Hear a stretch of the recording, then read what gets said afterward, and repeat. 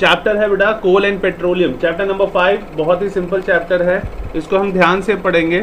तो आज हम शुरू करने जा रहे हैं coal and petroleum. Coal and petroleum के बारे में जानने से पहले सबसे पहले बताऊं, इस चैप्टर में तुम्हें बेटा पता होना चाहिए, जो एग्जाम्स में अक्सर पूछा जाता है कि आप इन एग्जॉस्टिबल नेचुरल रिसोर्सेज और एग्जॉस्टिबल नेचुरल रिसोर्सेज से क्या समझते हैं। एग्जॉस्ट मतलब होता है खत्म हो जाना, इन एग्जॉस्टिबल का मतलब होगा जो खत्म नहीं होते।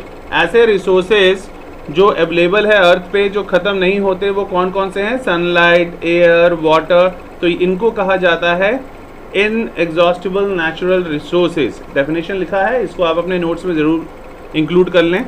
दूसरा है बेटा एग्जॉस्टिबल, तो वो रिसोर्सेज जिनके जो रिसोर्सेज इस पूरे अर्थ में लिमिटेड है, मतलब उसका हमें यूज़ बहुत ध्यान से करना चाहिए वरना ये ख़त्म हो जाएगा। एग्जाम्पल है वाइल्ड लाइफ, मिनरल्स, कोल, पेट्रोलियम, नेचुरल गैस।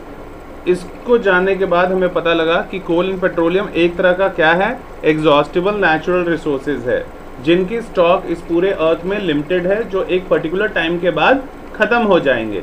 इसलिए बहुत सेंसिबली हमें इन रिसोर्सेज का यूज़ करना चाहिए, सो दैट फ्यूचर जनरेशन भी इन चीज़ों को देख सके, उनके लिए भी रहे, क्योंकि इनको बनने में लाखों करोड़ों साल यानी मिलियन ऑफ ईयर्स लगते हैं।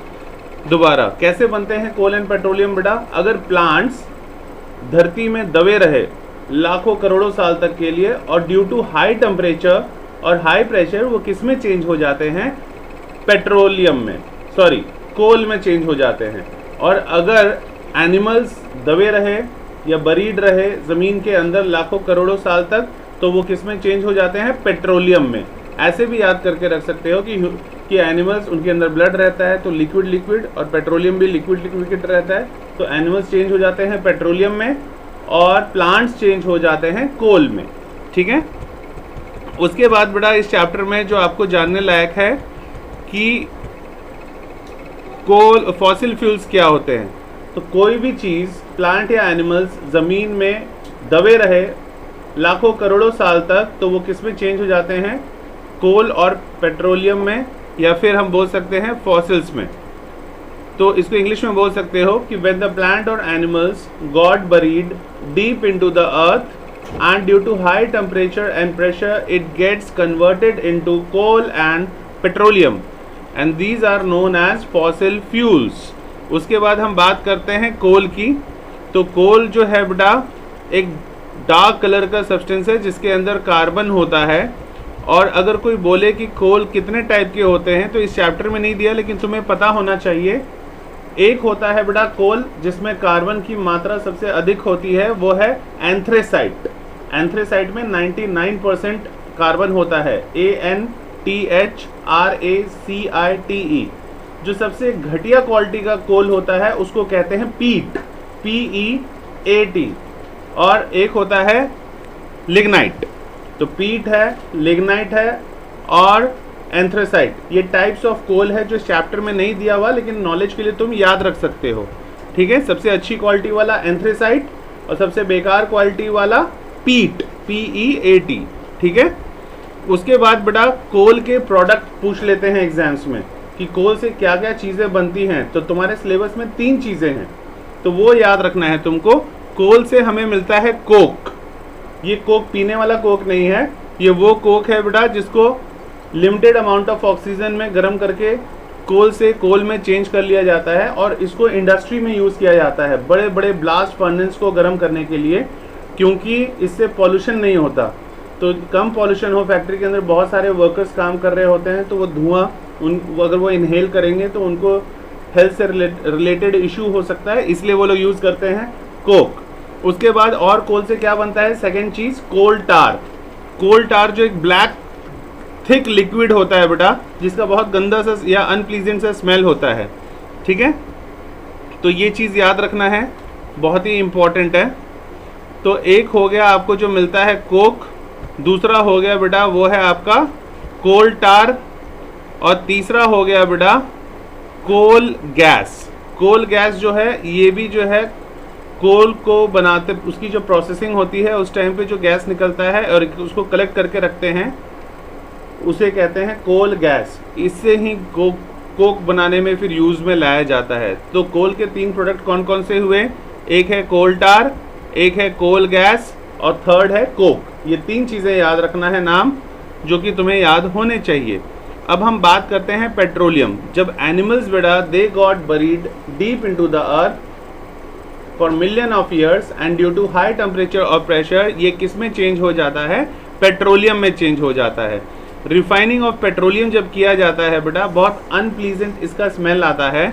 और ध्यान से देखो, ज़मीन में जैसे रिलायंस इंडस्ट्री हो गई, ONGC मतलब oil and natural gas commission हो गया, ये लंबी लंबी पाइपें ज़मीन के नीचे तक डाल के, ये समुद्र तलों में नीचे डाल के वहाँ से खींचते हैं तेल को, यानी पेट्रोलियम यानी क्रूड ऑयल, कच्चा तेल जो कि ब्लैक कलर का लिक्विड होता है, और उसके अंदर में से डिफरेंट चीज़ें अलग की जाती हैं, उसका रिफाइनिंग किया जाता है। इस तरह का कुछ इंडस्ट्री होता है पेट्रोलियम रिफाइनरी।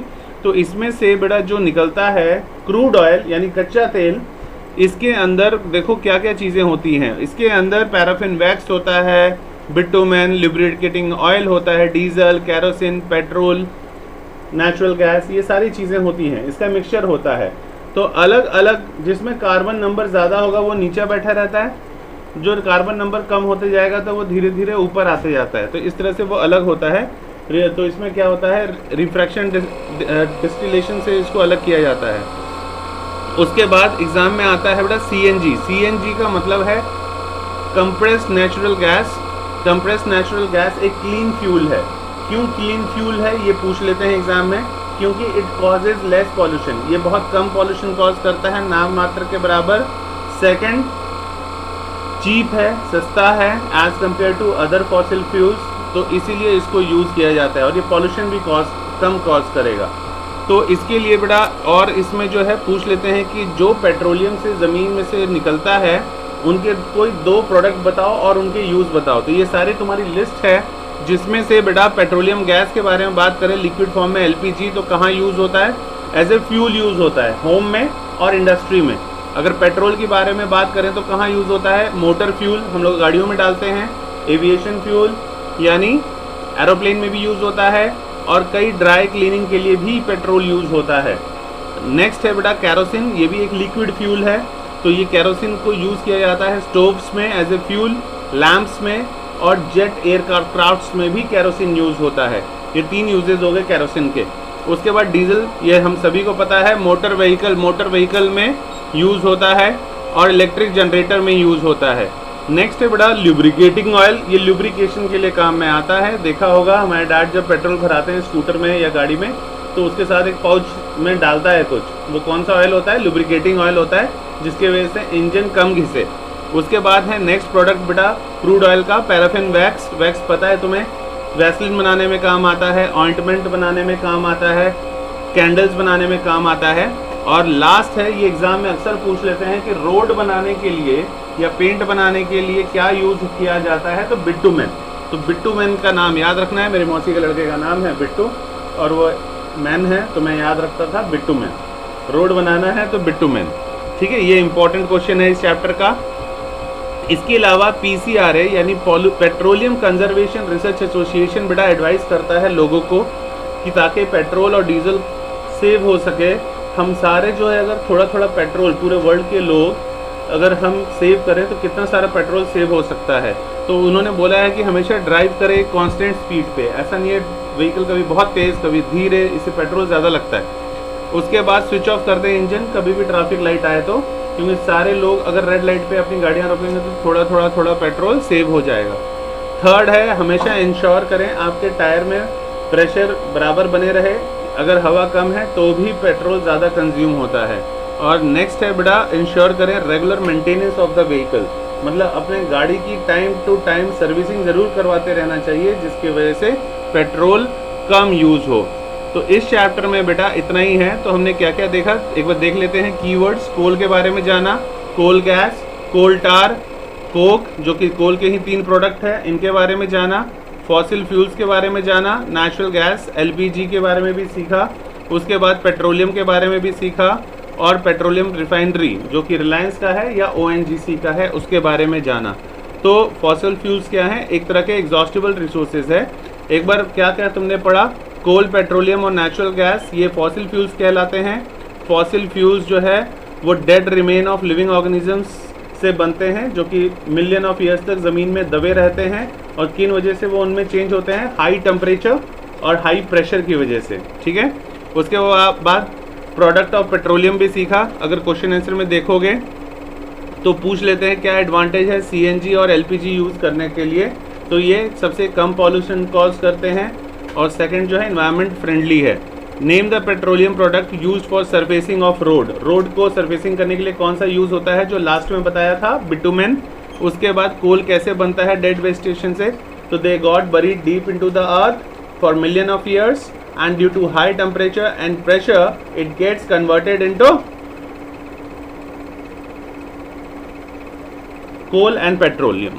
ठीक है, fossil fuels are dash dash and dash। fossil fuels में कौन कौन सा दे दोगे, जो अभी what you have learnt में था वो लिख देना है। फिर process of separation of different constituents from petroleum से अलग अलग प्रोडक्ट निकालने का जो प्रोसेस है वो जहाँ डायग्राम है उसके नीचे वही लिख लेना है। लीस्ट पॉल्यूटिंग फ्यूल व्हीकल के लिए कौन सा है वो लिख लेना है, हमें पता है सीएनजी है। फिर ट्रू फॉल्स ज़रूर कर लेने हैं।